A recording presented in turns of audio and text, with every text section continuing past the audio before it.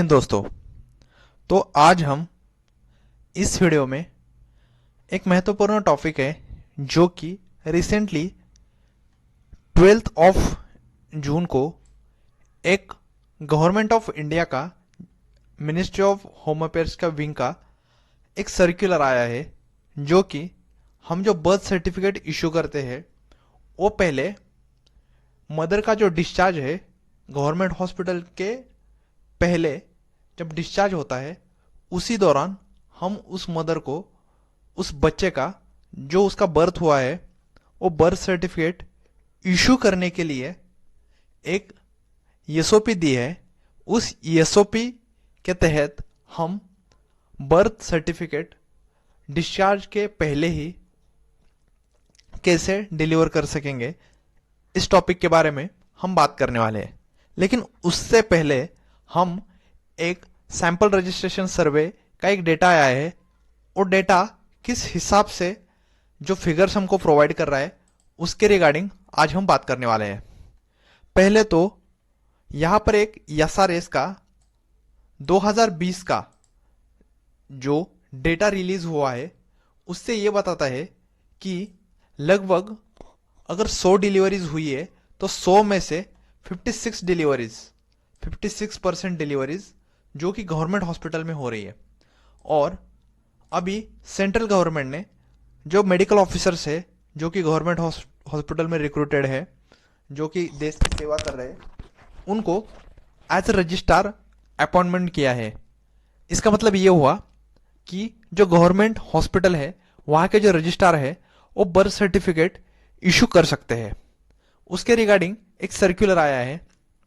वो सर्कुलर क्या बताता है, इसका जो लिंक है मैंने डिस्क्रिप्शन बॉक्स में प्रोवाइड किया है। इस सर्कुलर आपको वो लिंक पे जाके आप डाउनलोड कर सकते हो।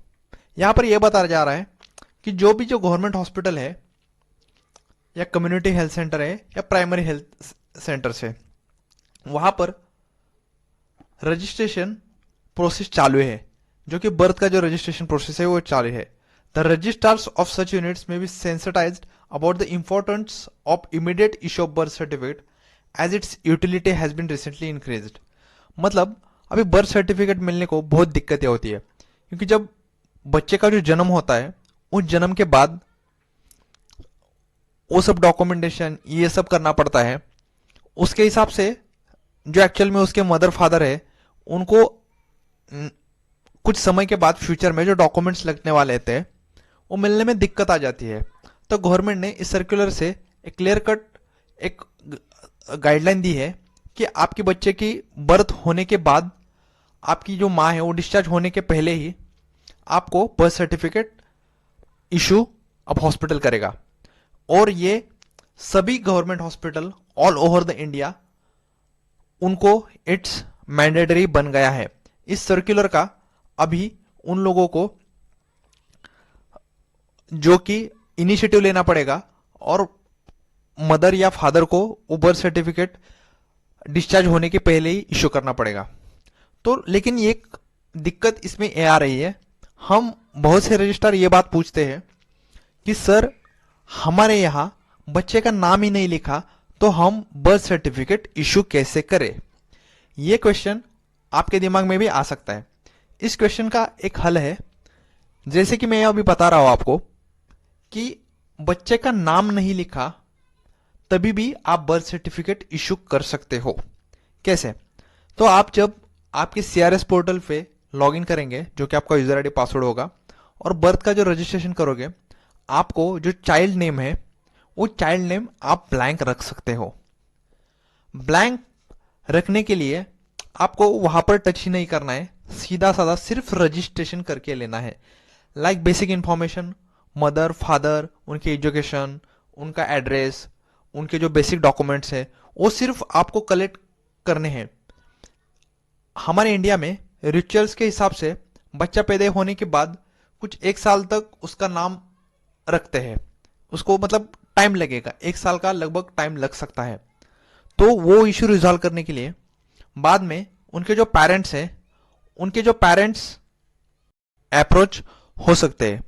वो जब उसके बच्चे का नाम रखने के बाद आपके यहाँ पर एक एप्लीकेशन करेंगे कि जी मेरे बच्चे का नाम अजय है, श्याम है, जो भी है, रानी है, जो भी एटसेट्रा, वो मेरे बच्चे का नाम भी फिक्स किया है। तो आप रजिस्ट्रेशन होने के बाद, लाइक फॉर एग्जांपल अभी मैं एक एग्जांपल ले रहा हूं, आपके हॉस्पिटल में बच्चे का डिलीवरी हो गया और डिस्चार्ज होने के पहले आपको सीआरएस, डीसी सीआरएस करके एक सेंट्रल गवर्नमेंट का वेबसाइट है, वहां पर रजिस्ट्रार ने मैंडेटरी 7 डेज के पहले ही, मतलब डिस्चार्ज होने के पहले ही वो रजिस्ट्रेशन मैंडेटरी करना है और जो बच्चे का नाम है वहां पर ब्लैंक रखना है। और वो जो रजिस्ट्रेशन करने के बाद वो जो सर्टिफिकेट जनरेट होगा वो आपको बच्चे के रिलेटिव्स को देना है। तो जब वो बच्चे का नाम रखने के लिए बाद 1 साल पहले, या मतलब इंडिया के ट्रेडिशन के हिसाब से कुछ समय बाद बच्चे का नाम रखते हैं, तो बच्चे का नाम रखने के बाद वो फिर से अर्जी डालेंगे कि जी जी हमारा नाम, बच्चे का नाम ये है, तो आप वो बच्चे का नाम डाल के हमें सर्टिफिकेट इश्यू करो। तो हमें फिर से डीसीसीआरएस पोर्टल पे जाके बच्चे का नाम ऐड करना है।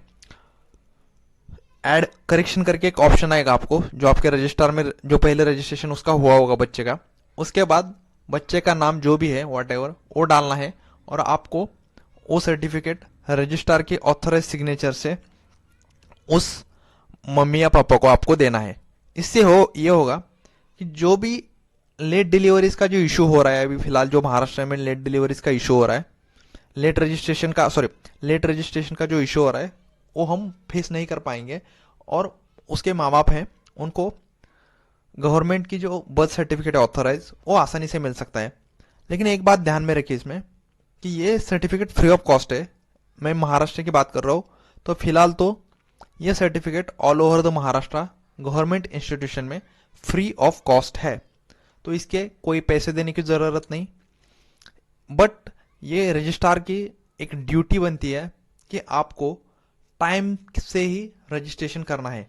अगर आप रजिस्ट्रेशन लेट करोगे तो वेबसाइट में, जबकि आपका डीसीसीआरएस पोर्टल है, उसमें इन फ्यूचर बहुत दिक्कतें होने वाली है। तो it's very important to do registration of all the events, birth हो या डेथ हो, in proper specific mentioned period of time under the registration of birth and death act 1969।